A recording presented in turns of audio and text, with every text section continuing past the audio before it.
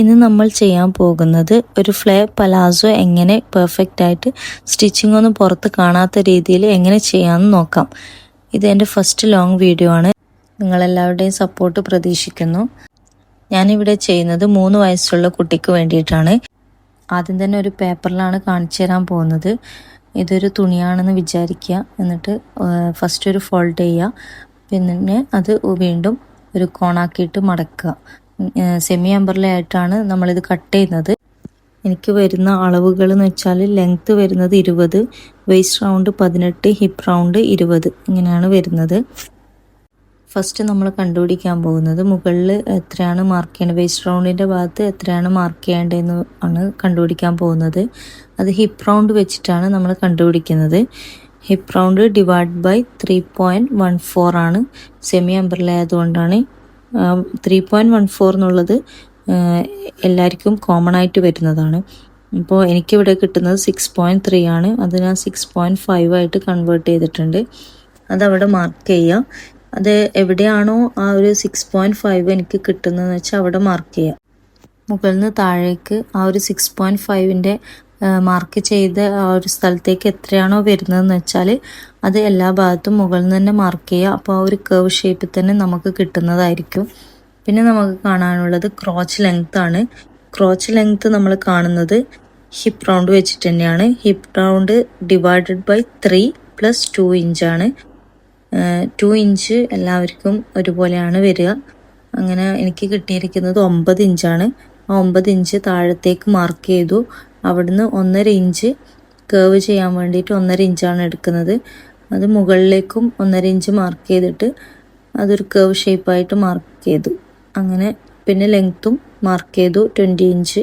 അത് correct 20 inch തന്നെ mark ചെയ്യണം.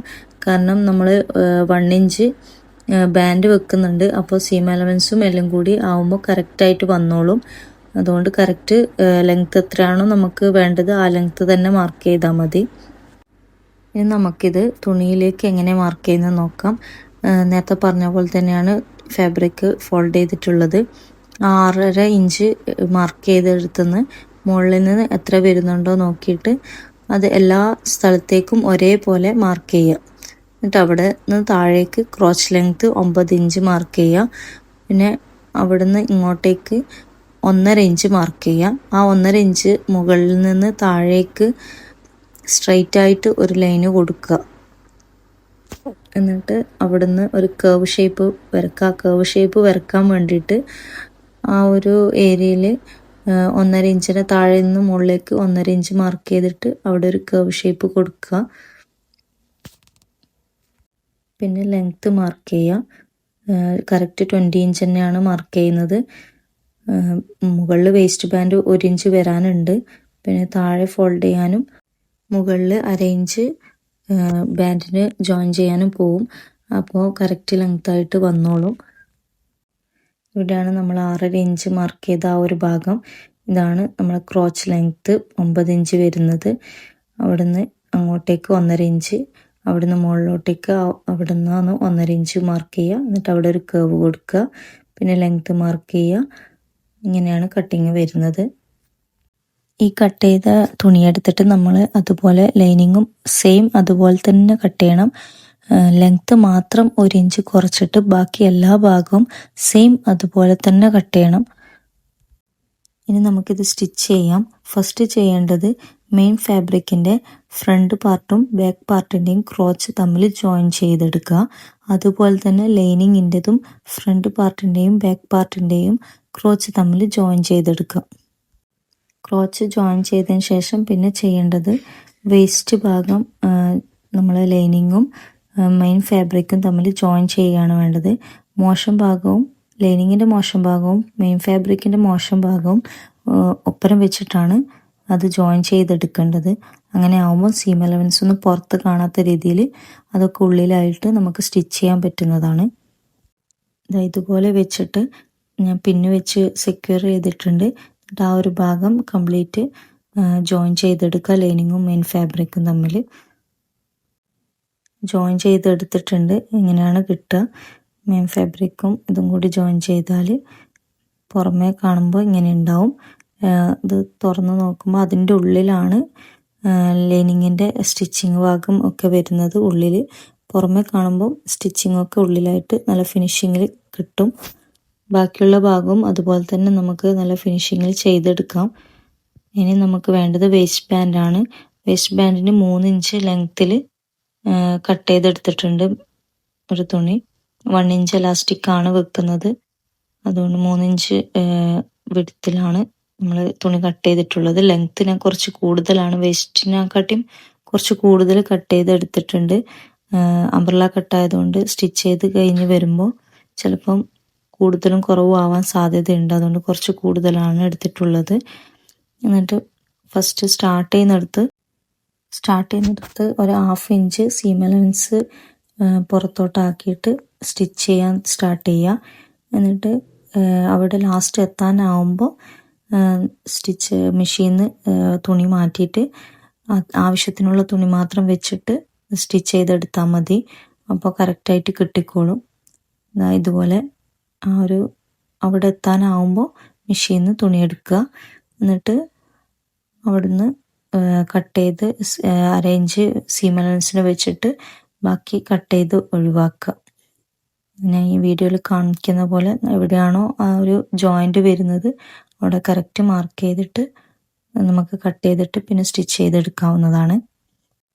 അടുത്തത് നമ്മൾ മേലെ ഭാഗം ഒരു 1/2 ഇഞ്ച് വെച്ചിട്ട് മടക്കി സ്റ്റിച്ച് ചെയ്യണം.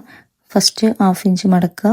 എന്നിട്ട് 1 ഇഞ്ച് എലാസ്റ്റിക് ഇടാനുള്ള പാകത്തിന് സ്റ്റിച്ച് ചെയ്തെടുക്കുക. കംപ്ലീറ്റ് സ്റ്റിച്ച് ചെയ്യരുത്. എലാസ്റ്റിക് ഇടാനുള്ള ആ ഒരു പോർഷൻ അവിടെ വെച്ചതിന് ശേഷം മാത്രമേ സ്റ്റിച്ച് ചെയ്യാൻ പാടുള്ളൂ. ആ ഒരു ഭാഗം വീഡിയോ എടുക്കാൻ വിട്ടുപോയിട്ടുണ്ടായിരുന്നു. ഇത് എലാസ്റ്റിക് വെച്ചിട്ടുണ്ട്. എലാസ്റ്റിക് വെച്ചിട്ട് സെൻറ്ററിൽ കൂടി ഒരു സ്റ്റിച്ചും കൂടി കൊടുക്കണം. പിന്നെ താഴെ ഭാഗം ഞാൻ ചെയ്യുന്നത് റോൾ ചെയ്ത് സ്റ്റിച്ച് ചെയ്യല്ല ചെയ്യുന്നത്. ക്രോസ് പീസ് വെച്ചിട്ട് 1 ഇഞ്ച് ഇതിൽ വീതിയിൽ സ്റ്റിച്ച് ചെയ്തെടുക്കുകയാണ്. അവർ കസ്റ്റമർ അയച്ചു തന്ന റെഫറൻസ് പിക്കിൽ അങ്ങനെയാണ് ഉള്ളത്. പിന്നെ നമുക്ക് സൈഡ് ജോയിൻ ചെയ്യണം.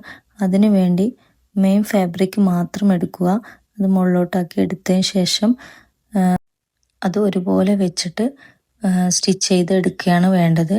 അതുപോലെ തന്നെ ലൈനിങ്ങും നേരെ മുകളിലോട്ടേക്ക് ആക്കി വെക്കുക. എന്നിട്ട് ലൈനിങ്ങിന് മാത്രം സൈഡ് ജോയിൻ ചെയ്തെടുക്കുക. അതുപോലെ തന്നെ എന്നിട്ട് തിരിച്ചിടുമ്പോഴാണ് ശ്രദ്ധിക്കേണ്ടത്. സെയിം അതേ കാലിൻ്റെ ഉള്ളിലുള്ള ഫാബ്രിക്കിൻ്റെ ലൈനിങ് തന്നെ കൊണ്ടുവരാൻ നോക്കണം. സ്റ്റിച്ച് ചെയ്തെടുത്തിട്ടുണ്ട്. ഇതുപോലെ നിങ്ങൾക്കും പെർഫെക്റ്റ് ആയിട്ട് ചെയ്യാം. താഴെ ഭാഗം ഞാൻ ക്രോസ് പീസ് വെച്ചിട്ട് സ്റ്റിച്ച് ചെയ്തത് ഇങ്ങനെയാണ്. ഇനി ലൈനിങ്ങിൻ്റെ സൈഡ് ജോയിൻ ചെയ്യുന്നത് ഒന്നും കൂടി കാണിച്ചു തരാം. ലൈനിങ് ഇങ്ങനെ മുകളിലോട്ടേക്ക് മാറ്റി ലൈനിങ്ങിൻ്റെ സൈഡ് മാത്രമായിട്ട് ജോയിൻ ചെയ്തെടുക്കുക.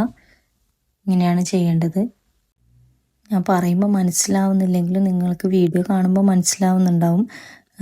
ലൈനിങ് തിരിച്ചിടുമ്പോൾ സെയിം അതേ കാലിൻ്റെ ലൈനിങ് സെയിം അതേ കാലിൻ്റെ ഉള്ളിൽ കൂടി തന്നെ തിരിച്ചെടുക്കാൻ നോക്കിയാൽ മതി. അപ്പോൾ പെർഫെക്റ്റ് ആയിട്ട് ലൈനിങ്ങൊന്നും സ്റ്റിച്ചിങ്ങൊന്നും പുറമേ കാണാത്ത രീതിയിൽ നിങ്ങൾക്ക് സ്റ്റിച്ച് ചെയ്തെടുക്കാൻ പറ്റുന്നതാണ്. ഇതിപ്പോൾ നമ്മുടെ മോശം ഭാഗമാണ് വരുന്നത്. ഇതിൻ്റെ സൈഡ് ഭാഗവും ക്രോച്ച് സ്റ്റിച്ച് ചെയ്തതും ഒന്നും നിങ്ങൾക്ക് പുറമേ കാണാൻ പറ്റൂല. ഇതിൽ നിങ്ങൾക്ക് എന്തെങ്കിലും ഡൗട്ട് വന്നിട്ടുണ്ടെങ്കിൽ കമൻറ്റിൽ ചോദിക്കാവുന്നതാണ്. പിന്നെ എൻ്റെ ഇൻസ്റ്റ ID ഞാൻ കമൻറ്റിൽ കൊടുക്കാം. നിങ്ങൾക്ക് ഇൻസ്റ്റയിൽ വന്നിട്ടും ചോദിക്കാവുന്നതാണ്. നിങ്ങളെല്ലാവരുടെയും സപ്പോർട്ട് കൂടെ ഉണ്ടാവുമെന്ന് പ്രതീക്ഷിക്കുന്നു.